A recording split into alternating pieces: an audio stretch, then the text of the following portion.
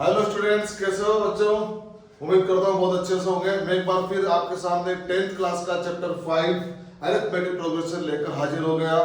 तो welcome to MG plus. और आज जो सेकंड अपनी वीडियो आ रही है, इसकी फर्स्ट वीडियो में हमने क्या देखा था कि बेसिक बेसिक चीजें देखी थी। एपी होती क्या अरिथमेटिक प्रोग्रेशन में, जो अपना डी था कॉमन डिफरेंस जिसे हम बोलते थे, वो क्या था, वो इंक्रीमेंट में भी आता था और डिक्रीमेंट में भी आता था। जब इंक्रीमेंट में आएगा तो प्लस होगा और जब डिक्रीमेंट में आएगा तो वो माइनस होगा। तो बच्चों ये बात आपको ध्यान रखनी होगी।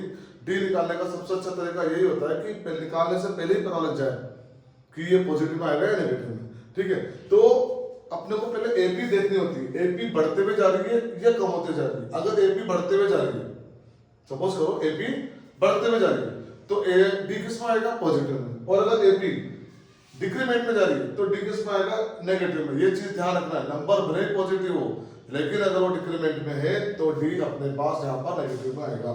ठीक है, तो अब उसी को आगे बढ़ाते हुए मैंने यहाँ पर कुछ क्वेश्चन लिखे, जिसमें से दो क्वेश्चन मैंने बहुत सिंपल से लिए ताकि आपको पता लग जाए कि जो लास्ट का हमने लास्ट टर्म का फॉर्मूला लिखा था वो कैसे फाइंड करते हैं, उसमें लास्ट टर्म कैसे फाइंड करते हैं। और उसके बाद ये जो क्वेश्चन लिखा है ये देखो 2021 में आ चुका है। ये हम एक नई चीज जो आपकी एनसीईआरटी में नहीं है वो हम देखेंगे, अरिथमेटिक मीन जिसको बोलते हैं। और इसके बेस पे हर बार कोई ना क्वेश्चन आता है। ये क्वेश्चन मैंने 2019 का लिया है। उसके बाद एक है यहाँ पर, ये भी अरिथमेटिक मीन से रिलेटेड है। इसमें के है तो इसमें के की वैल्यू फाइंड करनी है। फोर्थ वाले में की वैल्यू फाइंड करनी है। और ये इसमें जो है वो देखना आपको होता क्या है, ये अरिथमेटिक मीन ये। तो इसके अपने जो टॉपिक है इसके बाद और भी बहुत कुछ है। बहुत शानदार सा टॉपिक है और 10 से 15 नंबर का टॉपिक आता है ये एग्जाम में। केस स्टडी भी अधिकतर बन जाती है इसमें। तो अब देखते हैं इसमें क्या होता है। फर्स्ट में बहुत ही सिंपल सा, फर्स्ट जो जहां से हमने एंड किया था लास्ट प्रीवियस क्लास को, वहीं से स्टार्ट कर रहा हूं। तो हमने एंड कहां से किया था? एंड हमने किया था कि हमने लास्ट टर्म का फॉर्मूला निकाला था। जो लास्ट टर्म था अंतिम वाला, क्या था वो था a plus n minus 1 D. मैं एक बार फिर से रिपीट करता हूं। ए क्या था? Last term. ए क्या था? First term. एन क्या था? Number of terms. और डी आता अपना कॉमन डिफरेंस। और कॉमन डिफरेंस पर हर साल एक नंबर का एमसीक्यू क्वेश्चन बनता है। ठीक है, अब यहां पर देखो ए निकालना है। पहले हम लिख लेंगे यहां पर चार चीजें देखना बच्चों, यहां पर चार चीजें 1 2 3 4 देख रहे चार। अब इस चार में से तीन अपने को गिवन है, एक को पूछेगा। अब जरूरी नहीं हो जहां तो हमने लिखा है कि 10th टर्म निकालो, जरूरी नहीं हर बार वो लास्ट टर्म पूछे। हो सकता है वो लास्ट टर्म कुछ दे दे, एन पूछ ले या डी पूछ ले या ए पूछ ले, कुछ भी। तो अपने को यहाँ पर बिल्कुल सिंपल सा चल रहा है। सबसे पहले हम निकालते हैं लास्ट टर्म। तो यहाँ जो गिवन है वो हम लिखेंगे। क्या क्या चीजें गिवन है वो देखना है। सबसे पहले जो पहले नंबर पर आ रहा है उसी को क्या बोलते हैं? ए। तो ए इक्वल टू कितना हो गया? 2। उसके बाद इनका डिफरेंस देखो, कितने कितने डिफरेंस में बढ़ रहे हैं। तो 2 में क्या ऐड करेंगे कि 7 आ जाए। चलो ये भी मान लेते हैं कि अपने को नहीं आ रहा। अब क्या करेंगे? तीसरे वाले में से दूसरे वाले को माइनस और दूसरे वाले में से पहले वाले को माइनस। बहुत बढ़िया है, सिंपल सा। 3 टर्म से एक का पता लग जाता है। यहां पर देखना 12 माइनस 7 और 7 माइनस 2 दिख रहा है। बहुत सिंपल सा था 5। तो अपना डी कितना हो गया? 5। दोनों इक्वल आ गए, डी 5। ठीक है, ए आ गया, डी आ गया। एन जो है कितनी टर्म्स है इस एपी में? 10 टर्म से 10 नंबर लिखे हो, ये मान के चलो 5 के डिफरेंस में 10 नंबर। वो 10वें नंबर पर क्या आएगा? और ये ध्यान के चलना कि ये जो क्वेश्चन है ये आपको कई बड़े बड़े कॉम्पिटिशन में देखने को मिलेगा इस टाइप के। तो बहुत इंपॉर्टेंट क्वेश्चन बन जाता है यहाँ पे। इसलिए एन इक्वल टू क्या है? कितनी किस्में टर्म्स है? 10 है, तो एन इक्वल टू 10 हो गया। अब क्या बचा? देखो ए आ गया, डी आ गया, एन आ गया। क्या बचा? एन हमने फॉर्मूला लगा दिया। फॉर्मूला आपको याद होना चाहिए, सिंपल सा ये N equal to A plus N minus 1 into D. तो ए कितना है? अब वैल्यू पुट कर देंगे हम यहाँ पर 2, चाहे तो यहाँ भी सीधा सीधा लिख देंगे जो हो गया 10। 10 2 प्लस एन क्या है? 10 माइनस 1 इंटू डी। डी कितना आ रहा है? 5। 2 प्लस 10 माइनस 1 9 इंटू 5। अब यहां पर अपन ब्रेक लेते हैं 10 सेकंड का। अब बताओ मैंने यहां पर ब्रेक क्यों लिया? क्योंकि यहां पर लास्ट ईयर एक बच्चे ने छोटी सी मिस्टेक के चक्कर में उसका 2 नंबर का क्वेश्चन गलत हो गया था। क्या हुआ यहाँ पर हम देखो बोर्ड मास का रूल देखना, यहाँ पर क्या किया उसने पहले प्लस कर दिया फिर मल्टीप्लाई किया और उसके अकॉर्डिंग उसने सही किया, लेकिन ओरिजिनल पे इक्वेशन का हो गया रॉन्ग हो गया।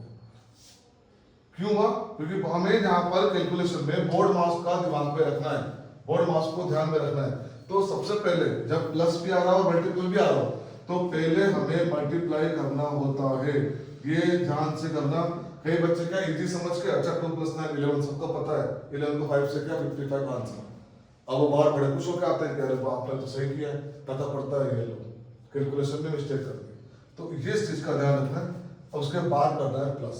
तो अपना जो 10th टर्म है वो कितना आ गया 47।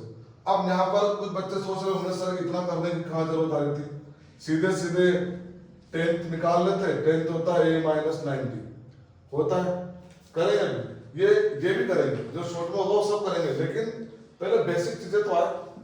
यहाँ पर फॉर्मूला पुट करना तो है अपने को, कैसे फॉर्मूला पुट होता है, इसमें वैल्यू कैसे रखते हैं, छोटे छोटे बेसिक चीजें। एक दिन में थोड़ी पूरा चैप्टर कर पाएंगे, आराम से जो ये चीज है शॉर्ट वाली ये भी बताऊंगा, लेकिन आराम से धीरे धीरे खाना है, पूरा एक साथ दिन नहीं खाना कुछ भी। ठीक है, तो ये था अपना फर्स्ट क्वेश्चन, देख लो कितना सिंपल सा था सिंपल सा। सेकंड क्वेश्चन चाहो तो मुझसे पहले आप लोग आराम से, क्योंकि 1 4 7 10 शायद आप ही की बुक का क्वेश्चन है एनसीईआरटी का, सेम यही मैंने फॉर्मूला लिखा है यहीं पे, इसीलिए मैंने सेम क्वेश्चन लिया एक ही टाइप का, ताकि 2 क्वेश्चन से हमें अच्छे से चीज समझ में आ जाए।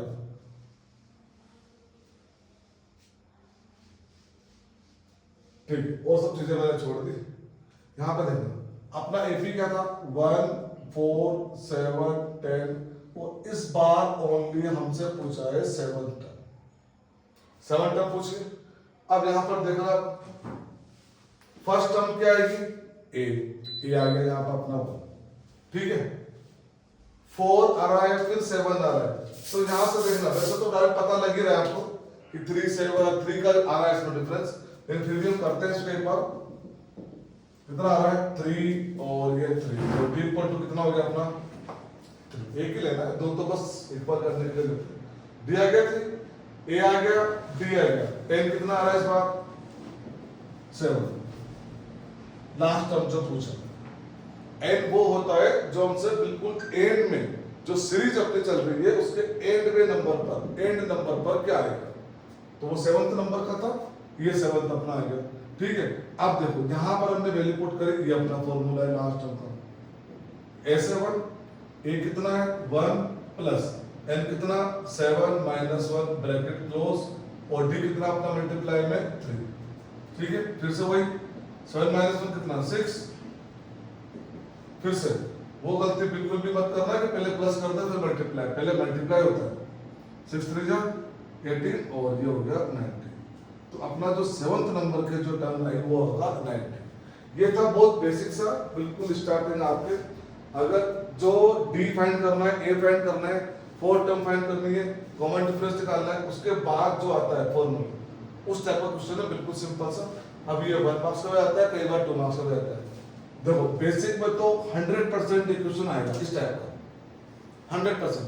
स्टैंडर्ड में हो सकता है थोड़ा सा लेवल बढ़ा दे, आएगा यही बेसिक यही रहेगा, पर क्वेश्चन का लेवल बढ़ा दे। अब ये देखते हैं सेकंड वाला।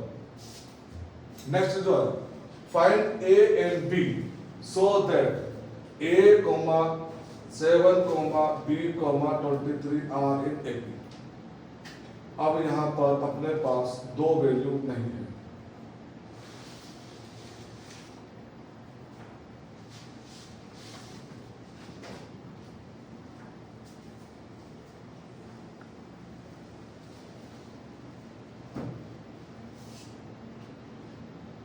अब उसने क्या बोला ये एपी में है, एपी में है, इसका मतलब जो इनका बीच का जो डिफरेंस होगा वो क्या होगा, सेम होगा। क्वेश्चन में दे रखा है एपी में, देखो यहाँ पर सॉल्यूशन नंबर 3 नंबर का यहाँ पे लिख रहा है a 7 b और 23। 2 मेथड हो सकता है, हम सिंपल मेथड यूज कर रहे हैं, एक और बनता है जिसमें इक्वेशन बन जाती है, उससे भी हो जाता है। इसमें हम एलिमिनेशन कर देते हैं दोनों को। तो ये यहाँ पर है, ये 4 टर्म्स अपने पास है, a, 7, b, 23 एपी में है। यहाँ हमें a और b की वैल्यू फाइंड करनी है। तो अपना जो d निकालने का फॉर्मूला होता है, एपी में है तो d तो आएगा इसी, जो d निकालने का फॉर्मूला होता है वो क्या होता है, जैसे ये a1, ये a2, ये a3 और ये a4, 4 टर्म्स अपने पास है, ठीक है, 4 अपने पास है। अपना जो फॉर्मूला होता है वो क्या होता है कि यहां से दूसरे वाले में से जब पहला वाला माइनस करेंगे और तीसरे वाले में से जब दूसरा वाला माइनस करेंगे और चौथे वाले में से जब तीसरा वाला माइनस करेंगे, तो इन सबका डिफरेंस क्या आना चाहिए, सेम आना चाहिए। ये था अपना रूल। अपना रूल क्या था डिफाइन करने का, कुछ अलग लेके जा रहा हूं मैं आपको, ठीक है। हो सकता है स्कूल के टीचर ने आपको इक्वेशन से बताया एलिमिनेशन करके, कुछ अलग लेके जा रहा हूं। यहाँ पे देखें, यहाँ पर इनका जो डिफरेंस है वो क्या होगा, सेम। हम सेम मानेंगे, क्यों, क्योंकि क्वेश्चन नहीं बोला ये कि ये चारों जो है वो एपी में, ठीक। तो अब यहाँ से हमने क्या कर दिया, इन चारों का डिफरेंस, 3 डिफरेंस थे, 1 2 3, 3 डिफरेंस थे, तीनों लिख दिए। अब देखते हैं, a2 7 है और a1 है, a3 कितना है, b है और ये 7 है, ठीक है। यहाँ से देखो a3 4 कितना है, 23 और ये कितना है, 7, ठीक। अब यहाँ से देखना, हम इन दोनों का लेते हैं, ये फर्स्ट, ये सेकंड, ये थर्ड। हमने किसको लिया, सेकंड एंड थर्ड, सब इक्वली तो है, सेकंड और थर्ड को ले लिया। तो b -7 और 23 -7, ठीक। अब यहां से देखो b चला गया इसके इधर, 23 -7 + 7 ट्रांसफर करें इसका, चाहो तो तुम डायरेक्ट काट सकते हो, यहां से कट, सीधा का सीधा आ गया 33, ठीक है, आ गया 23। अब फर्स्ट एंड सेकंड, इससे लिया 7 - 8 और b -7, तो 7 - 8 तो एज इट इज हमने लिख दिया बिल्कुल ऐसा कैसे।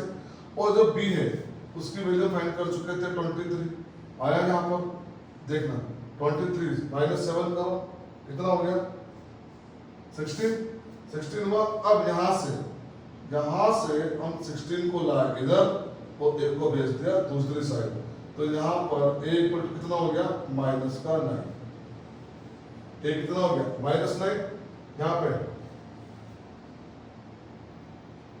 ठीक है, सही है। ये 23, ये माइनस इधर गया, ये माइनस हो गया, इसको किया 16, इधर आया -9, करेक्ट है। तो a इक्वल टू कितना हो गया, -9 और b इक्वल टू कितना हो गया, 23, सही है। बढ़ता हो जरा आगे। अब यहाँ पर बहुत बढ़िया क्वेश्चन था ये 2021 में आ चुका है और मुझे लगता है इस तरह का क्वेश्चन बेसिक में आएगा, स्टैंडर्ड वाला क्वेश्चन होगा, लेकिन बेसिक में आ जाता है कई बार इस तरह के क्वेश्चन, तो आप लोग देख सकते हो।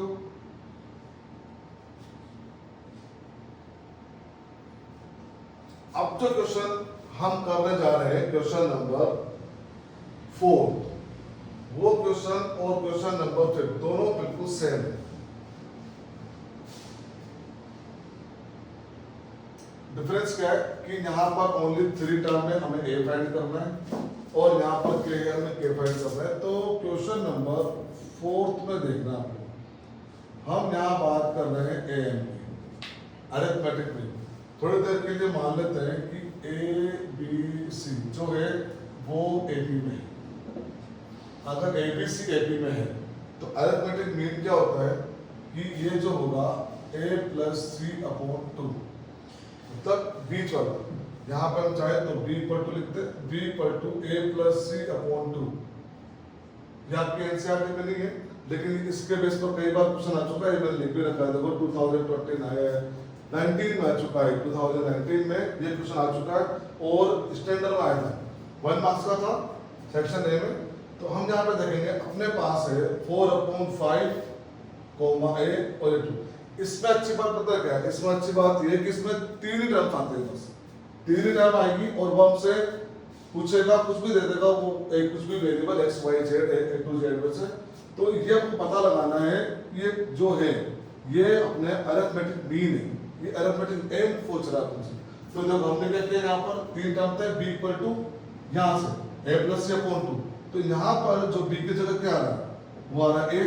तो अब अपना क्या बना 4 अपॉन 5 प्लस 2 अपॉन 2। अब अपना इसको सोल्व करना है बस, अपने a की वैल्यू आ जाएगी यहाँ पर 4 प्लस ये 5 से मल्टीप्लाई हुआ 2 से, तो 10 अपॉन 2 इंटू 5 कितना हो गया 14 अपॉन 10, 2 से कट किया 7 और 5, तो a की वैल्यू आएगी 7 अपॉन